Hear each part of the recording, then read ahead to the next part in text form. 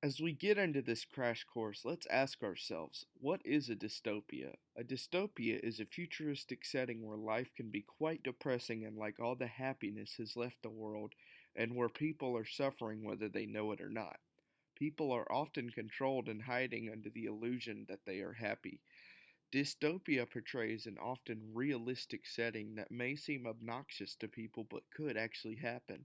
It will usually be government controlled and will have many themes that led to the dystopia: politics, religion, environment, and advances in science and technology. I have chosen four common traits of dystopian fiction that each protagonist has gone through: fear and disgust of the world outside the state.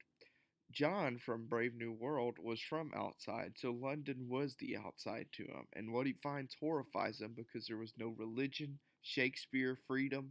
Instead, he found a drug called Soma. When he tried to get everyone to get rid of it, he was exiled from the state. Harrison from Harrison Bergeron hated the world he lived in and tried to get rid of the handicaps that limited everyone, and for that minute or less, he found love in music before he was killed. Number two, a protagonist who questions the society.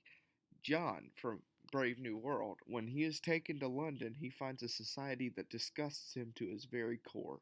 He finds there's no history, no religion, and no freedom. When he questions the controller why the world is like this, he gets the answer that if it wasn't like this, there would be sickness and darkness. And the world is like this because it gives us stability and happiness. To which John still accepts these things because old age and sickness are natural. Harrison, however, was not in agreement with the handicaps as he took them off and tried to get everyone else to do the same. Number 3. More advanced technology. John is very confused at this new world and thinks the drug Soma is imprisoning everyone and does everything he can to get rid of it, but ultimately fails. Harrison despises the handicaps and tries to get them off and tries to influence the whole world to take them off and gets a ballerina and musicians to take them off before he dies and leaves no impact. Number 4, the penal system. Although there is no torture involved in Brave New World, there is a justice system that takes you away if you break their laws or don't conform to their ideals, which is what happened to John after he riots and is sent to an abandoned lighthouse. Harrison, the government and Harrison Bergeron wanted everyone to be equal, so they gave some people handicaps that will give them pain to limit their thoughts. Harrison was killed for taking his off and trying to get others to get rid of them. Now I'm going to discuss who was the most successful in the end. In the end, I believe it was Harrison who was the most successful. He had gotten rid of his handicaps, he found love in music, and for that short time, he was his own person. Let's ask ourselves this guiding question: why is change so prevalent in literature?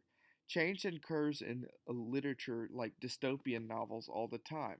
Novels about how a society has changed or how we think or what we do has changed.